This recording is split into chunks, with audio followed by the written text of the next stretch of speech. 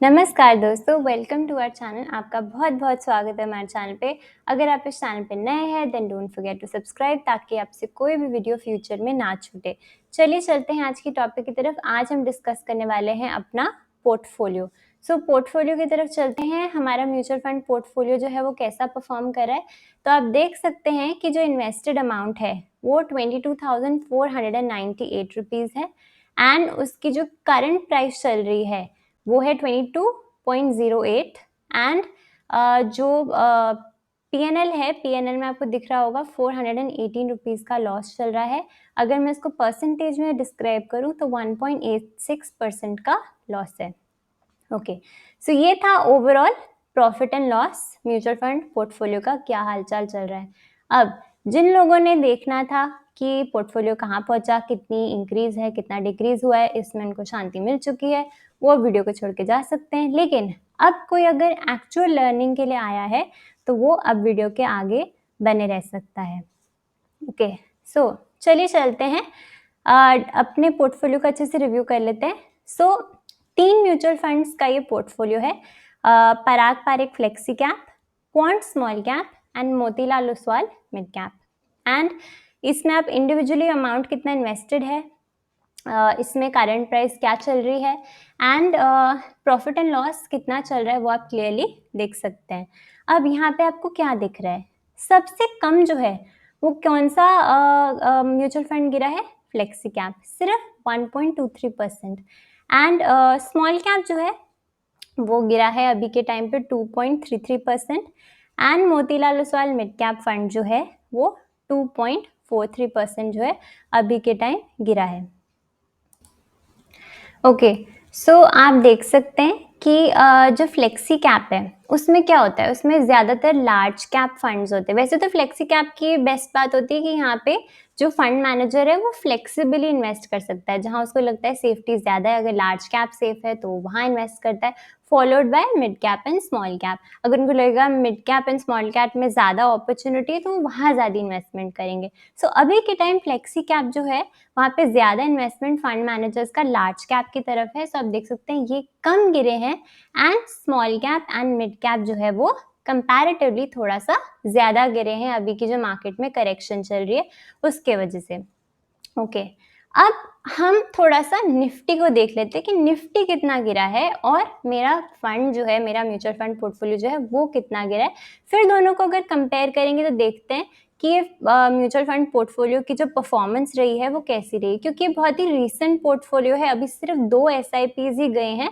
SIP की जो amount है वो आप जानते हैं कि वो 10,000 रुपये का है, आप देख सकते हैं यहाँ पे। सो एसआईपी का जो अमाउंट है एवरी मंथ 10K जा रहा है एंड इस 10K में अभी तक ऑलमोस्ट 2 जो है एसआईपीज हो चुकी हैं। सो अब निफ्टी को कंपेयर कर लेते हैं। सो आप यहाँ देख सकते हैं निफ्टी की। ओके, सो यहाँ निफ्टी को अगर मैं देखूं कि वो अपने ऑल टाइम हाई से कितना गिरा है, सो यहाँ पे यू कैन सी कि ऑलमोस्ट वैसे तो निफ्टी अगर मैं बिल्कुल बॉटम देखूं तो 9.27% जो था वो गिरा था, लेकिन अभी जितने पे क्लोजिंग हुई है निफ्टी की आज के दिन पे 8.66% जो है निफ्टी गिरा है।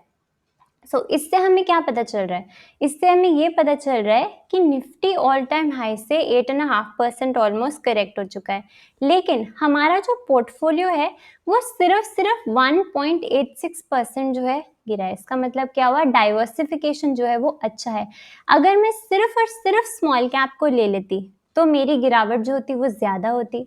अगर मैं एसआईपी ना करती, लमसम करती, वो भी एकदम ऑल टाइम हाई पे, मान लेते हैं, फिर से चलते हैं निफ्टी की तरफ। अगर मैं यहाँ पे ग्रीड के वजह से या मार्केट जब भाग रही थी सबके प्रेशर में आकर मैं यहाँ अगर लमसम कर देती तो मुझे कितनी ज़्यादा गिरावट फेस करनी पड़ती, वो भी तब जब मार्केट ऑल टाइम हाई पे थी and small cap and mid cap में अगर मैं ये करती तो।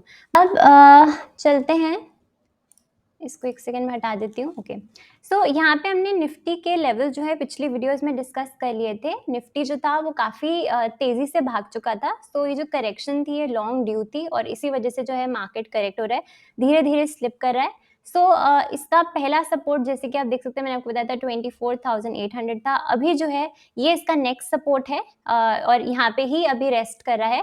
सो ये है 24,000 के आसपास जो है निफ्टी जो है अभी सेटल हुआ है। सो क्योंकि ये भी एक सपोर्ट का एरिया है, तभी यहाँ पे निफ्टी जो है वो थोड़ा रेस्ट कर रहा है। मगर ऐसा नहीं है कि यहाँ से और नहीं गिर सकता, यहाँ से भी और जो है यहाँ पे आप गिरावट देख पाएंगे अगर निफ्टी ने ये लेवल भी तोड़ दिया तो।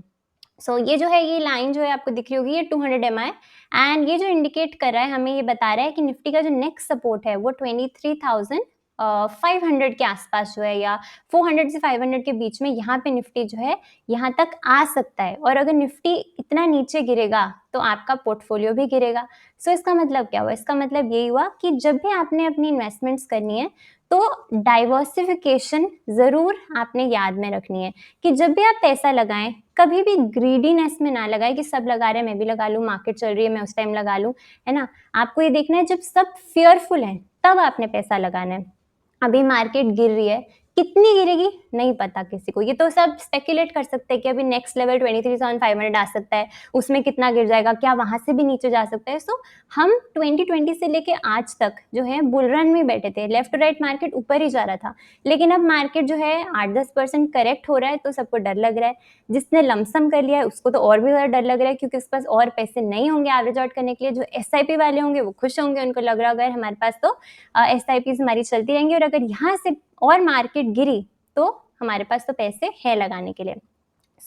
मैं क्या करूंगी, अगर निफ्टी 200 एमआ को हिट करता है वो एक अच्छी अपॉर्चुनिटी होगी। अगर निफ्टी वापस इस लेवल पे आएगा, अगर यहाँ तक आया तो मैं लमसम के बारे में सोच सकती हूँ। जब मैं लगाऊंगी मैं आपको इंटीमेट कर दूंगी कि मैंने यहाँ पे पैसा और लगाया है, टॉप अप करने के बारे में डेफिनेटली मैं सोच सकती हूँ अपने म्यूचुअल फंड के अंदर। मगर अभी के लिए मुझे लग रहा है निफ्टी में और जो है गिरावट बन सकती है, इस वजह से मैं तो SIP ही कर रही हूँ और आगे भी SIP जो है मेरी कंटिन्यू रहने वाली है। ओके, इंडिविजुअली अगर हम म्यूचुअल फंड्स को डिस्कस करें तो आप देख सकते हैं, पराग पारेख को एक बार स्टडी कर लेते हैं। Okay, so as you can see Parag Parekh जो है यहाँ पे इसके CAGR जो है पिछले 1 साल के बहुत अच्छे रहे, 36%। 5 ईयर्स में भी बहुत अच्छा परफॉर्म जो है इसने किया, 25% के CAGR दिया, मतलब 3 साल में आपका पैसा जो है इसने डबल करके दिया। इससे अच्छा क्या हो सकता है? AUM साइज भी आप देख सकते हैं, मिनिमम इन्वेस्टमेंट भी देख सकते हैं, आप इसका लॉन्ग टर्म में चार्ट भी देख सकते हैं कि कितने अच्छे से इसने जो है परफॉर्म करके हमें दिया है। और भी फैक्टर्स हैं इसमें, आप देख सकते हैं इसकी किस किस सेक्टर में इस म्यूचुअल फंड ने पैसे लगाए हैं। अच्छा, अगर आप पराग पारेख नहीं चुनना चाहते, अगर आपको लग रहा है ये फंड अच्छा नहीं है, आप JM फ्लेक्सी के आपके साथ भी जा सकते हैं, बस वो थोड़ा सा और रिस्की है, थोड़ा और वॉलेटाइल है, बट इसका मतलब ये नहीं कि वो अच्छा फंड नहीं है। मगर मेरा ये फंड है तो मैं इसी को डिस्कस करूंगी डिटेल में, because it's a portfolio review. अगर पोर्टफोलियो रिव्यू नहीं होता तो मैं JM फ्लेक्सी कैप भी डिटेल में ऑलरेडी डिस्कस कर चुकी हूँ आपके साथ। ओके, ये थोड़ी सी डिटेल्स थी इस फंड के बारे में। नेक्स्ट फंड मैंने आपके सामने खोल दिया है क्वांट स्मॉल कैप। यहाँ भी आप देख सकते हैं कि 1 ईयर में बहुत अच्छे रिटर्न्स कमा के दिए, 53%, लंबे समय में 5 ईयर्स में भी 47% के CAGR हैं, एक्सेप्शनल रिटर्न्स। एंड 2020 के बाद तो बहुत ही अच्छी तेजी बनी है स्मॉल कैप में, मगर यही तेजी जो है ना मुझे बहुत डरा रही है।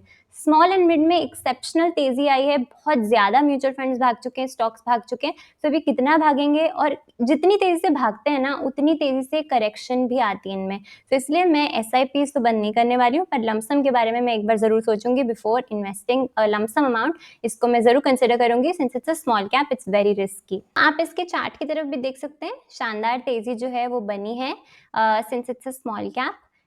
इसमें और जो सेक्टर्स हैं आप उसकी तरफ भी देख सकते हैं कि कहाँ कहाँ इन्वेस्टमेंट रहा है। इसका एनर्जी सेक्टर में सबसे ज़्यादा एलोकेशन है, followed by health care. And कौन सी कंपनीज जो हैं, रिलायंस इंडस्ट्रीज जो है वो टॉप पे है, then followed by Jio financial services. तो यहाँ भी इन्होंने लार्ज कैप जो है, it's a small cap mutual fund, लेकिन फिर भी यहाँ इन्होंने लार्ज कैप में जो है काफ़ी अच्छी वेटेज दी है। क्यों? क्योंकि अभी small cap and mid cap में करेक्शन जो है वो और अच्छी तरीके से आ सकता है, और ज़्यादा गिर सकते हैं स्टॉक्स। तो इसी तरीके से जो है फंड मैनेजर्स पैसा जो है रोटेट करते चलते हैं, and that's how you get good returns in a mutual fund.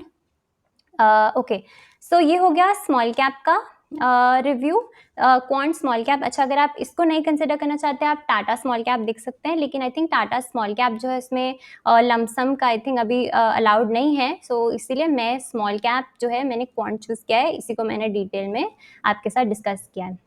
Okay. Last mutual fund Motilal Oswal mid cap fund. Again अगर ये मेरे पास है इसलिए मैं इसको डिटेल में डिस्कस करी क्योंकि ये पोर्टफोलियो रिव्यू चल रहा है। अगर आपको कोई और म्यूचुअल फंड पसंद है आप उसको देख सकते हैं। This is not a recommendation, सिर्फ और सिर्फ ये आपके साथ पोर्टफोलियो व्यूअर्स के साथ बनाने की कोशिश की है मैंने। सो इसीलिए जो म्यूचुअल फंड मैंने अपने पोर्टफोलियो में रखे हैं उन्हीं को मैं डिस्कस कर रही हूँ at the moment. Okay, 1 year में 67% के CAGRs रहे हैं इस फंड के, 5 ईयर्स में 32% के, बहुत ही अच्छे रिटर्न्स है। AUM is 18,000। Exit load expense ratio आप देख सकते हैं। ओके, फंड ने बहुत अच्छा परफॉर्म किया है। ये लंबे समय का चार्ट है, स्पेशली जो मैक्स तेजी जो आई है ना, मैक्सिमम तेजी इसकी 2020 ऑनवर्ड्स आई है। अगेन क्योंकि ये करेक्ट नहीं हुए हैं इसी वजह से लमसम में थोड़ा सा मुझे ऐसा लगता है, डाउटफुल लगता है mid cap and small cap में इन्वेस्ट करना right now. Lump sum but SIP definitely, जिनकी SIPs हैं वो कंटिन्यू कर सकते हैं। मैं भी कर रही हूँ। लास्ट SIP मेरी 28 को गई थी। सो अभी लेटेस्ट उस SIP के बाद मैंने आपके सामने अभी लेटेस्ट पोर्टफोलियो जो है शेयर करने की कोशिश कर रही हूँ।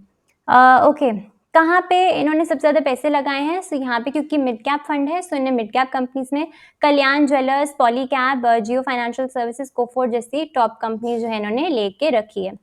So overall all and all अच्छा जो है ये म्यूचुअल फंड है, आप देख सकते हैं, मगर रिकमेंडेशन बिल्कुल भी नहीं है। आप कोई और म्यूचुअल फंड अगर आपको मिड कैप कैटेगरी में पसंद है तो वो आप देख सकते हैं। अगर आपको वीडियो अच्छी लगी, do not forget to hit the like button. And अगर आपको कोई भी डाउट है आप मुझे इसके बारे में पूछ सकते हैं। कोई और म्यूचुअल फंड अगर आपको रिव्यू कराना है आप उसके बारे में भी मेंशन कर सकते हैं। ये था मेरा पोर्टफोलियो, ये था इसके ups and downs. End of course इसमें मैं आपको ये बताना चाहूँगी कि आपको इसमें लॉसेस इसीलिए दिख रहे हैं बिकॉज ये बहुत ही रीसेंट पोर्टफोलियो है। सिर्फ 2 SIPs गई हैं, सिर्फ 1 या 2 महीने ही हुए हैं इस पोर्टफोलियो को। एंड जो लोग पिछले 6 महीने से इन्वेस्टमेंट करना शुरू किया होगा वो अपने पोर्टफोलियो में लॉसेस ही देख रहे होंगे। मगर आपने डरना नहीं है अपने पोर्टफोलियो के परफॉर्मेंस की वजह से। ये एक छोटा करेक्शन है जो कि होता रहता है, साइक्लिकल करेक्शन है। हो सकता है थोड़ा लंबा चले as compare to other corrections, लेकिन ओवरऑल आपका जो पोर्टफोलियो है वो लंबे समय में अच्छा ही करेगा। सो लॉन्ग टर्म इन्वेस्टर्स को बिल्कुल भी नहीं डरना चाहिए बिफोर इन्वेस्टिंग। बस आप ध्यान रखिए, डाइवर्सिफाई करते चलिए, SIP मोड से इन्वेस्टमेंट कीजिए और जब बहुत अच्छी अपॉर्चुनिटी आती है तो वहाँ पे लमसम भी हम करने के बारे में सोच सकते हैं। So I hope you like the video and thank you for watching. तब तक के लिए बाय।